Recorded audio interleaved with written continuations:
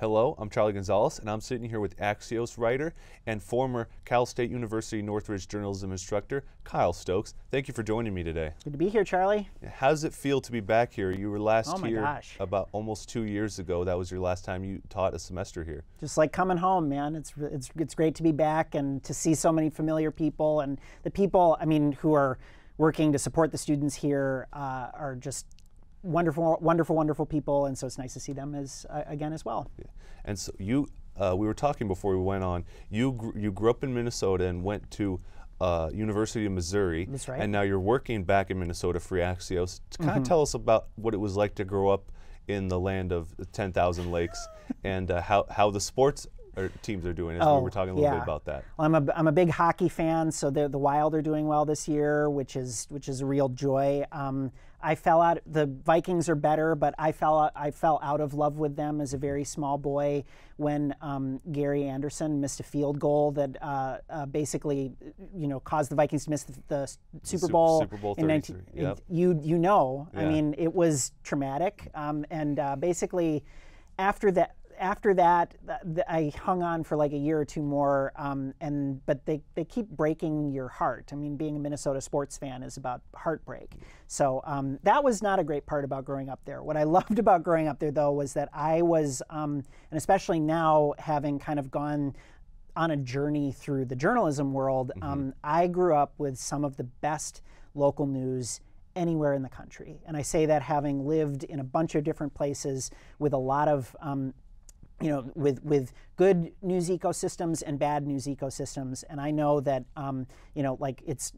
it had one of the best regional newspapers in the country. It had a lot of really strong television stations that still do some really good storytelling, and are kind of like beacons for the craft.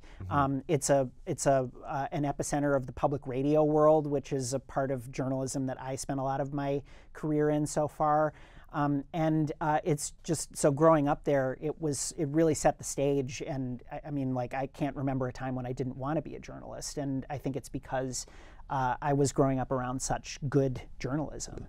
And so, yeah, you talked about your childhood in Minnesota and everything that grasped your interest about the field of journalism, and what drew you to University of Missouri? Yeah, they have I knew that I wanted to be a television reporter. Like, that was my coming out of high school. That was my conception of what my career was going to be. I knew I wanted to be on TV.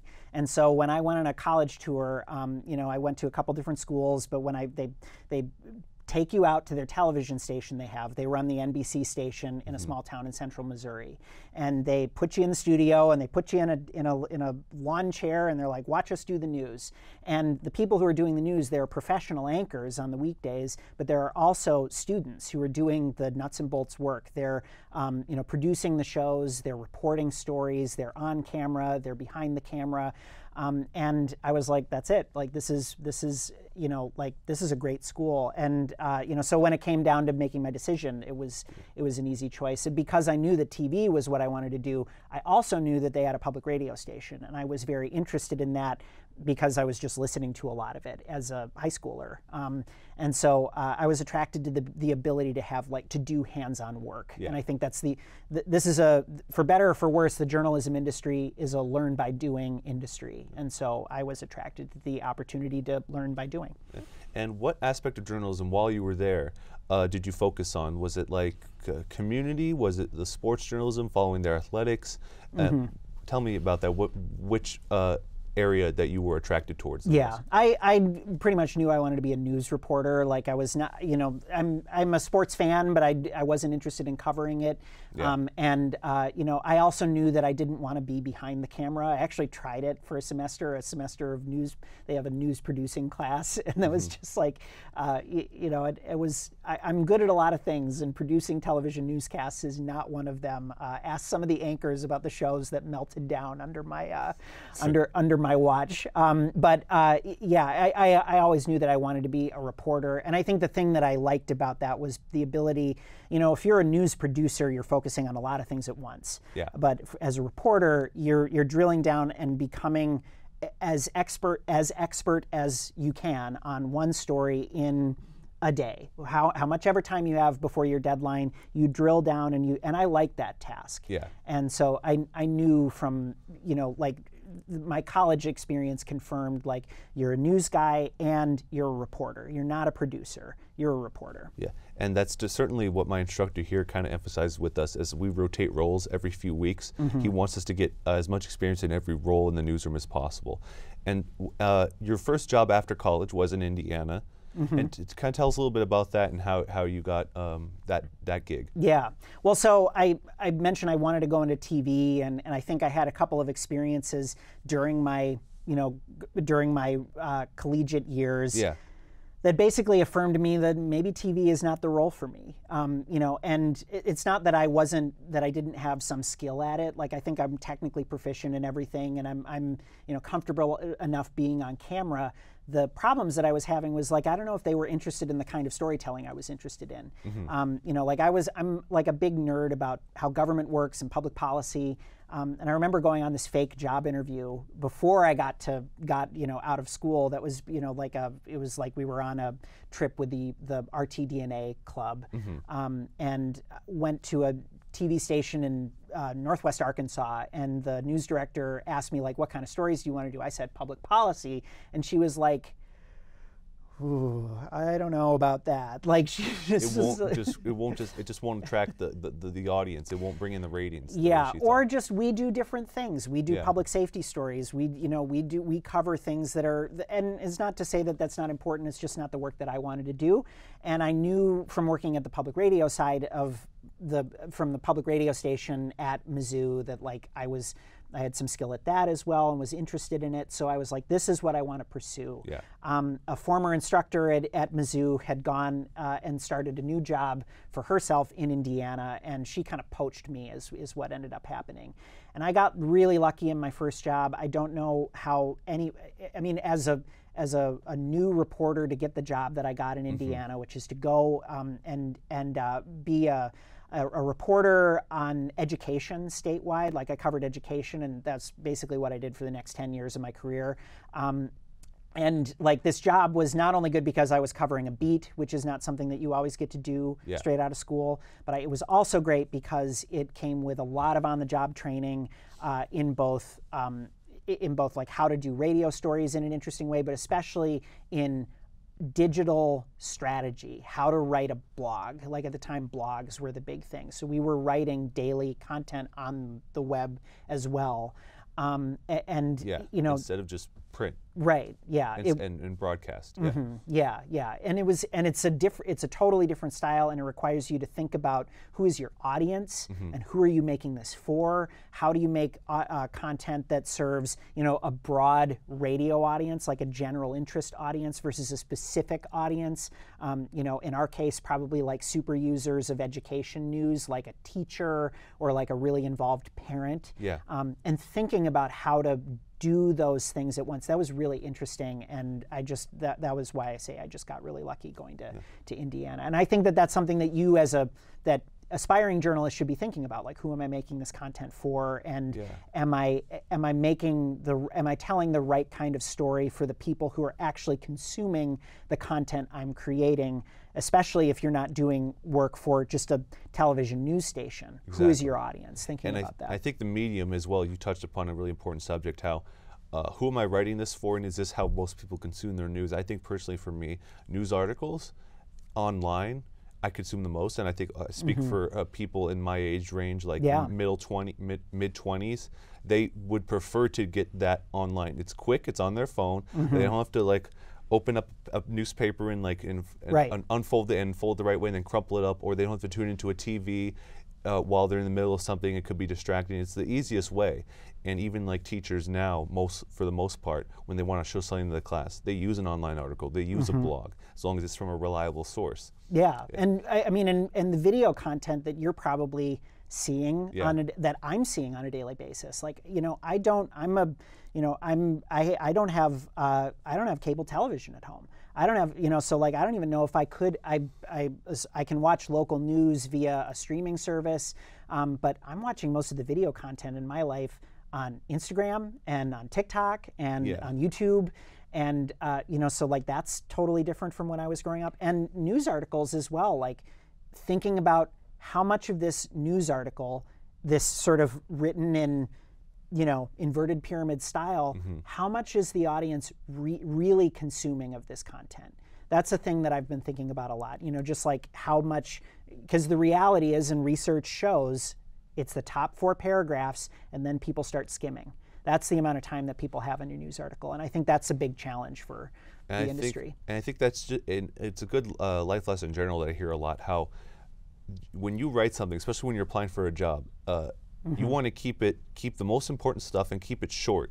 So, like for managers, hiring managers, employers, and also that goes for consumers as well, who don't always have the attention span or the time to read an entire article. I know personally for me, there during some big investigative journalism articles, especially during the Trump administration, that went on for pages and pages and pages. And I remember like making a mental like bookmark of like where I left off, and it took me like an entire day to read everything because of all the details and months and time it would put into it. And so even for a smaller article about teaching or about a business and market watch, that can stray someone's attention real fast, or their attention can go away real fast. How do you get them to read the most important bits and get what you want them to out of it? Yeah. You know? Well, I don't know. Well, we're skipping ahead to where to the job I'm in now, because that's what the job I'm in now is all about. You know, I would say that in general, I guess the thing that you know, if you're working for most news organizations where you're making you're writing a story in the kind of traditional style, if you're making a television news story, if you're making even a radio story, I mean, and radio stories, just like TV, have to be written pretty short. I just want to say that in general, one of the hardest early lessons of my career, and I think this came out of my experience in Indiana, where like I was, you know, this young reporter being set loose on a beat and learning, man, this is really complicated. Like policy is really complicated. Yeah, it is. And wanting to convey all of that nuance and difficulty about implementing a policy that may be well-intentioned, like trying to get, you know, like I remember doing like lots of stories about trying to open up the teaching profession to people beyond just, you know, like traditional education school graduates. This was a big push at the time. Yeah. Thinking but like looking back on a lot of that content, how much were people really absorbing? Learning to have a relationship with the nuances of your story, but then like really doing the work for your audience, on your audience's behalf, without becoming opinionated, without stilting or slanting your story one way or another. That's the crux of the challenge of journalism. To skip ahead, and I won't spoil the ending, but like my new job is like working for a news organization that is all about solving the attention span problem.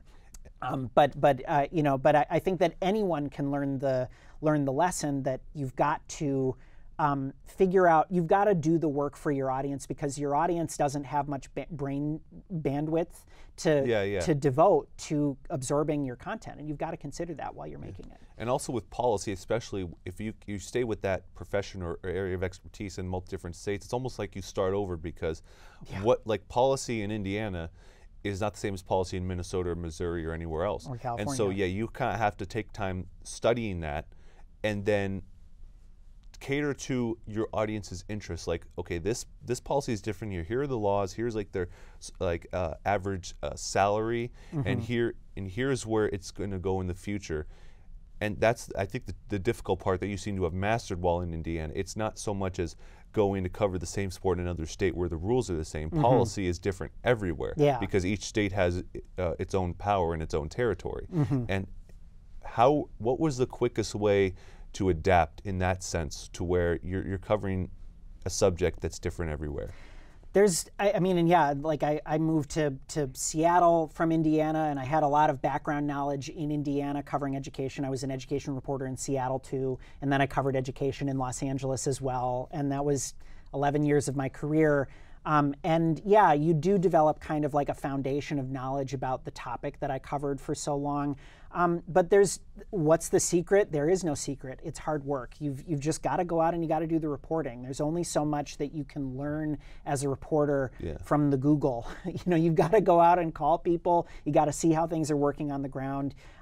It's the question is basic. The way I think of your question is like the essence of being a beat reporter is the same everywhere. You start going to the meetings where decisions are getting made. You start talking to the people who those decisions are affecting. You don't just look for the people who are looking for the television cameras and for the microphones. You look for the people who don't know where the microphones and the television cameras are. Don't have the access to the resources to know that journalism is affecting the public policy that's shaping their lives. You start looking for them. The nuts and bolts of that are the same everywhere. And you say I've mastered it. I don't know. I'm trying.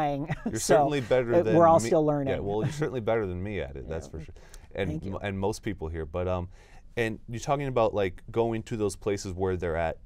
Like city halls and like public like community meetings where these like public representatives, like even like as small as commissioners to mayors to all these different levels, to people who want to get into your field, talk a little bit about what it takes to go in there and show your credentials and just to be comfortable in that situation as a student, as opposed to someone who graduated and is looking for work and is kind of like falling behind, so to speak. Yeah, I think a lot of people ask this question of like, how do you get comfortable in that space? How do you find stories in that environment?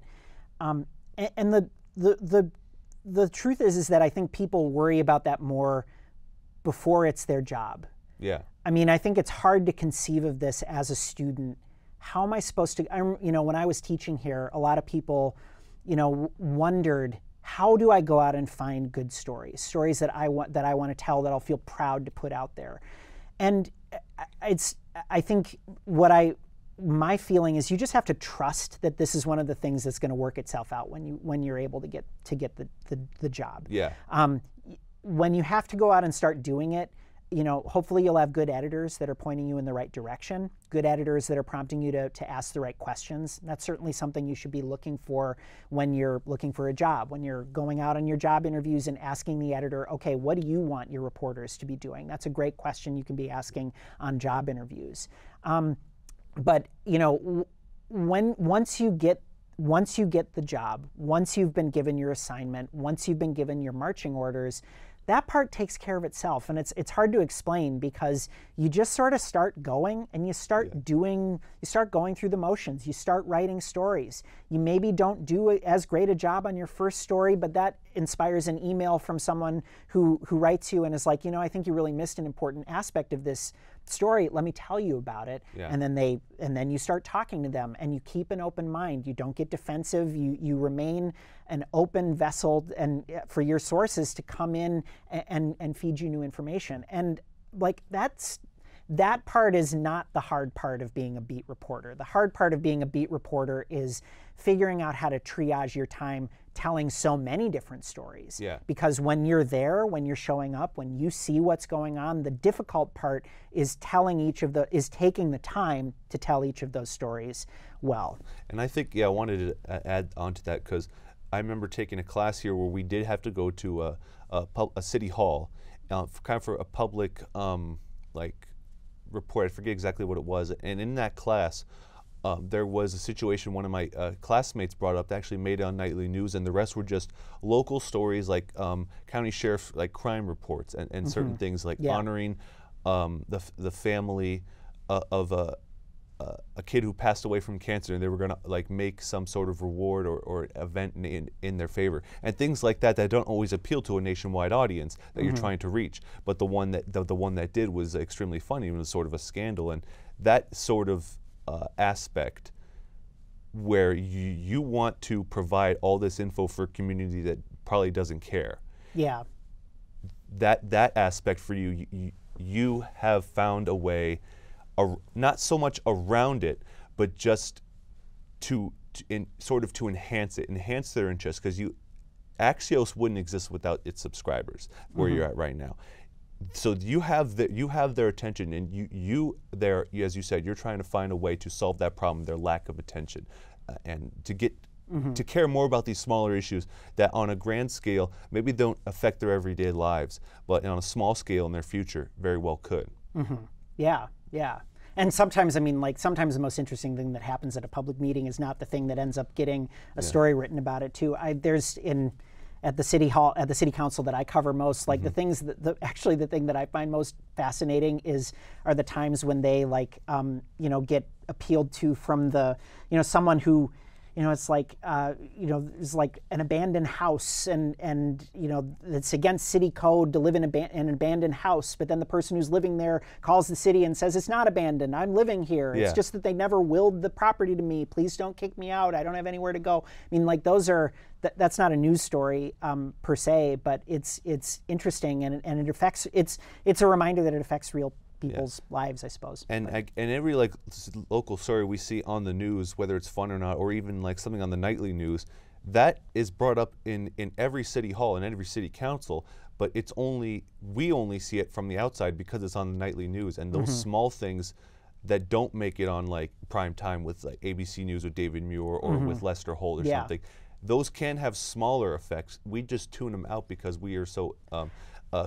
like obsessed or preoccupied with our own lives. It's kind of like an inherently selfish trait that we have. And that's the challenge of this job too. Is like I think part of I mean, you will spend, if you go into the same profession I have, which is local news, you're going to spend a lot of time trying to get people to care about the topics that you know are important. But people don't spend a lot of time caring about the finer points of city policy or what's going on at the school board. You might, if you are an involved parent, in the school context, I'm thinking about like school board type politics and stuff like that. Maybe if you're an involved parent, you're going to care. But a lot of things come back to very basic questions, like if in the school context, where am I going to send my kid to school, and are they going to be safe when they go there? Are they going to have a teacher who emails me back? Are they going to have a teacher that shows up to parent-teacher conferences? All of these things are like way more the kind of the nuts and bolts of a parent's experience of their relationship with their government. But I mean, there are things that are going on at the school board that are affecting them and do affect the way that the system works. And so the challenge that every reporter faces is like making that interesting and making that case in the story that they're writing. And that's part of the it's part of the challenge. But it's also, I think it's super fun. And also that kind of works its way into, because we just had election season, like propositions and smaller laws that are on the ballot that people may just quickly read and skim over. Those also judges. Yeah, exactly. Those also get into people's lives in a way where so much reporting doesn't. But do you ever like published a guide or help write a guide to each proposition, and here are the risks, here are the benefits, and everything? Do you ever do it, stuff like that? Yeah, no, that's part of the gig. I did that a lot at LAist when I was working there. That was my job when I was working in Los Angeles. Like that was a big part of my job, and I hosted city school board election forums and things like this. So that was that's part of my job. Transitioning to CSUN, a place where you used to work and now you're back here visiting the campus, what do you think the students here should take from this interview and everything that you've said about what it takes to get people interested in public policy and paying attention to this? Yeah.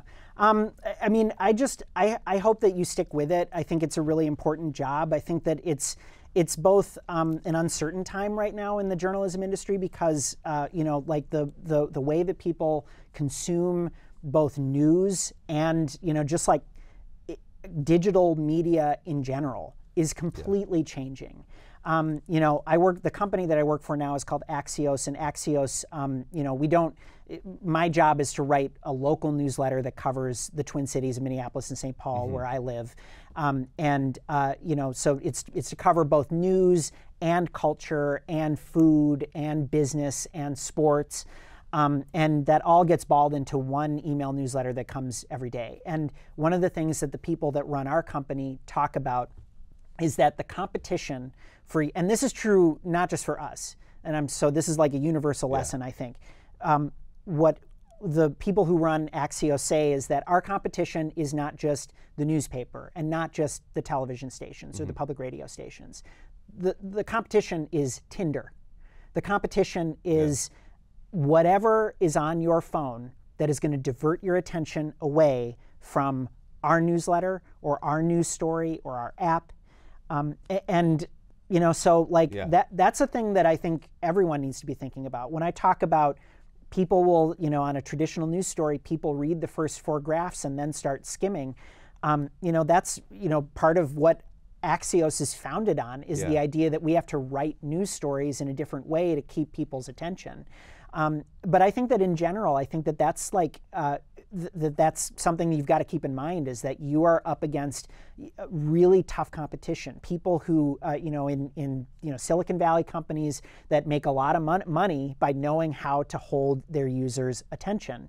And so in that context, I don't know that anyone knows exactly how to deliver news and information. That means that the old ways of doing business are all getting upended, and that is both very scary. It makes for an uncertain environment for a CSUN student coming into this profession at this time. It's also very exciting because we haven't invented the way that people are going to deliver essential news, and like we talk about making people care about local news stories. I think that we're watching people in this moment invent ways to get their communities to care about the important public policy developments that are affecting them. And I think that what will never change at the heart of that is the business of journalism, the essentials of going out and being a transparent observer, open to all sides, open to all different types of to all different perspectives and viewpoints, endlessly curious, trying to verify that the information they're learning is true. How radical an idea that is in this time especially. That is always going to be essential to making trustworthy content, whether it appears on television news, on a radio station, in a newspaper, or fill in the blank. So I mean, my message to people at CSUN is to remember those basics, to remember the essentials of journalism, because those will never change. And it's also important to know that it doesn't just fall on the burden of the reporters and the people writing these companies. There also has to be some sort of inner interest or responsibility on the consumer to want to know this, because my instructor said something very interesting, is that it's easier to teach someone who wants to know but doesn't than someone who knows and just isn't interested. And so it's also falls on the consumer to care a little bit, because you're doing everything you can short of mind controlling them, basically, to get them to, you force them to read, you know, like I'm Professor X or something. I just put that to my head. I think you know, there's truth to that, and I don't deny it. I just don't think that my job as a journalist is to tell people that it's their fault, you know, and to blame them. I mean, I think the difficulty here is that there is undoubtedly a news literacy challenge, because we're seeing how people fall for misinformation. That I think I look at it and it's just, this is obviously not credible. This does not, you know, like this URL alone, you know, like, you know, msnbc.biz is not really, you know, I'm just making this up. But I mean, people do not understand that. Now, I think in that environment, it is not journalists' job to you know, I think it's our job in that environment to lean in.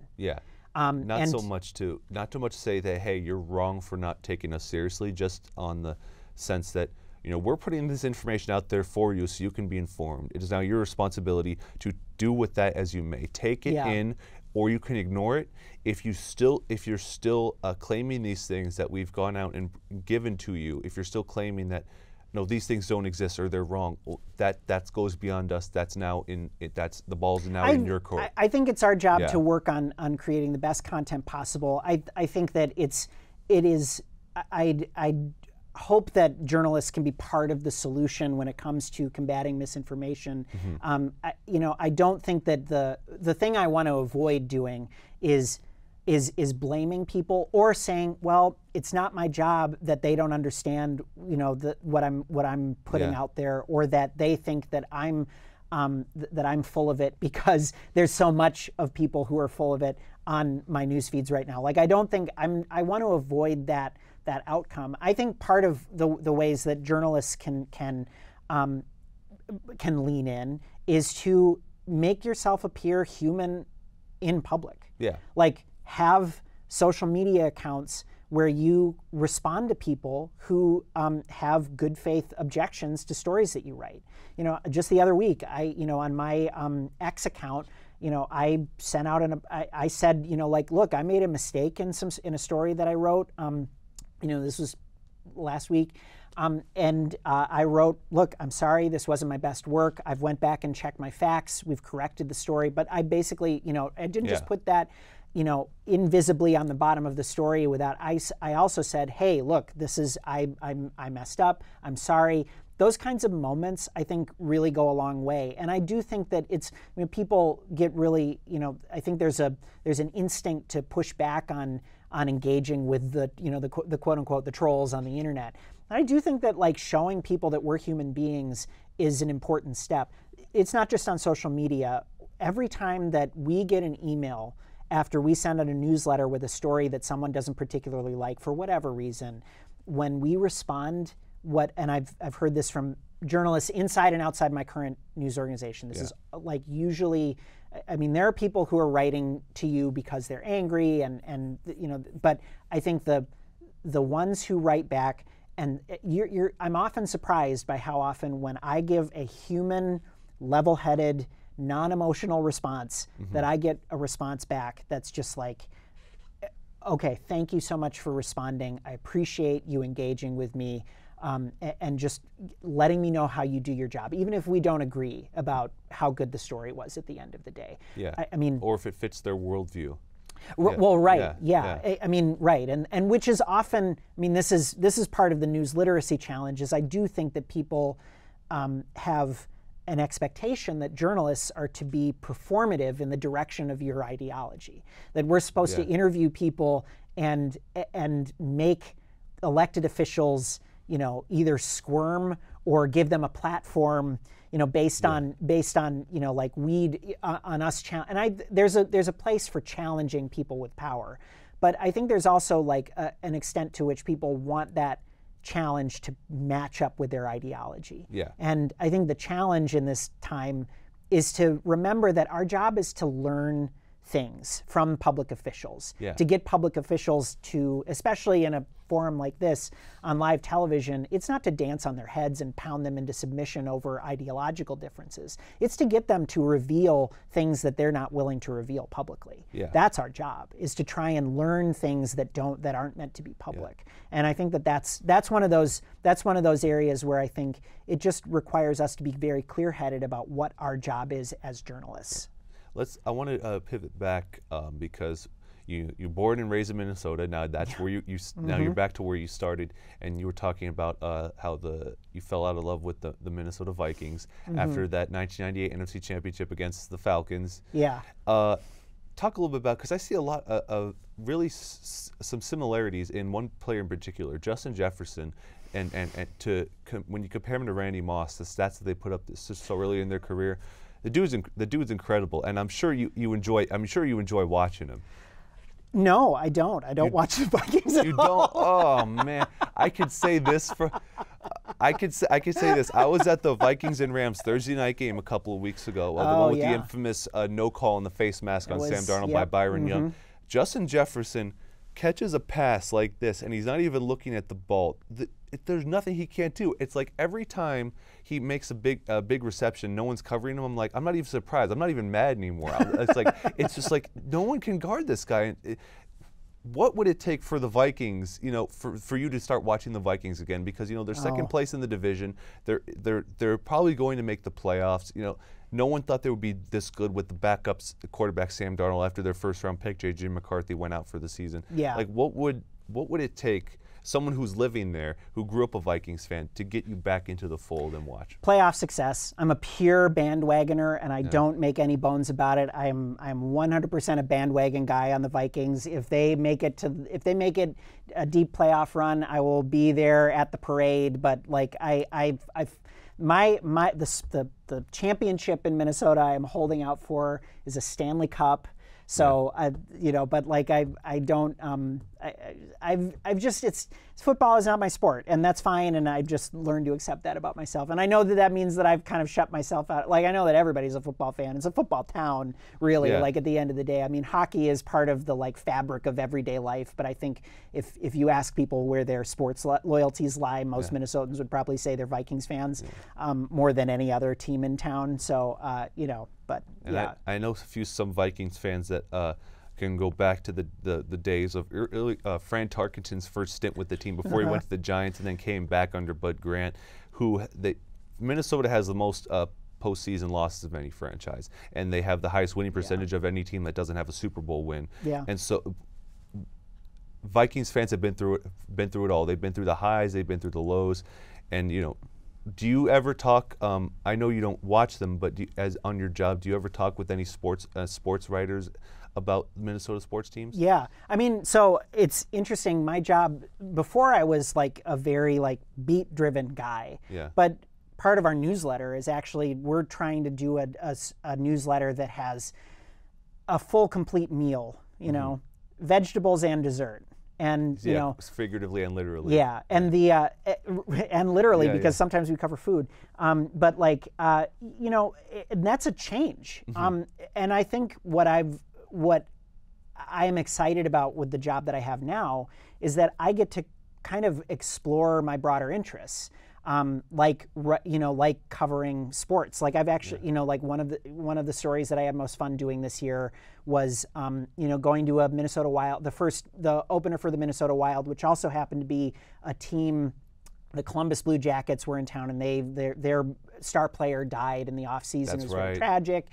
So I was there to cover the memorials that were there, and found some very interesting stories that were happening in the bowl, the arena bowl, not in the seating sections. I mean, like not in the, not on the. I wasn't there to cover the game itself. Yeah. And like that's been super fun. And like the crux of my job is to go find vegetables, like to write about what's happening at the city council that day. And my co-writers are very accomplished business reporters and a state capital reporter. But yeah, my job now is also to write about sports. Like I wrote a story about like why the Wild have one of the league's best records to start this year. And I think there's a lesson in there for people who are, it's ironic that I started out this interview by talking about how I knew I was a reporter. I knew I wanted to focus on one thing. My job is a lot more like a producer's job now, like a television producer, where it's broad range of interests. And because our readers are complete people. They're not coming to us because they are only interested in city council news or they're only interested in state capitol news. Among the most read things in my newsletter is at the very end, each of the three writers that day we call it just an outro where we say Kyle is watching such and such television show, or Kyle is going to visit Los Angeles. And I know people are the thing that's important to me about this, like they read it and it's interesting that they read it and they're like, oh, I love how you do that. It's also at the end of a 1,000-word newsletter with 5 things in there that are important that we think that people need to know about, whether that's an important news story, a roundup of other people's news stories, and even if all they do is skim those 3 sentences that we write summarizing those 3 news stories, that's important. And a sports story, a fun thing that's going on in town, a kicker, and I think as a beat reporter, it's been important for me to recenter myself, and like people are the people that we are trying to reach are complete people. They are not just education news consumers or city hall news consumers. They come from all walks of life. Yeah. And some of them may be born and raised in Minnesota. Some of them may have moved there for work. And it's definitely difficult to find like that common denominator that will something in your news article that will keep their interest. Just that's all what it's all about, isn't it? Well, Kyle, thank you for joining me Yeah, today here. definitely. Thanks, and Charlie. yeah, I it's great appreciate it. having you back here on CSUN where you taught. And it's a pleasure. It's just, it's awesome to see everybody. I don't know if I'm looking at even the right camera when I say that. But I'm looking. I know I'm looking at my right camera. Yeah. Well, thank you. Don't. If any of my students are watching this, like, don't take camera direction advice from me. Yeah, or me. This is a very different setup from how I did my past interviews with just the two chairs. Mm-hmm. Yeah. Yeah. Well, thank you all for tuning in.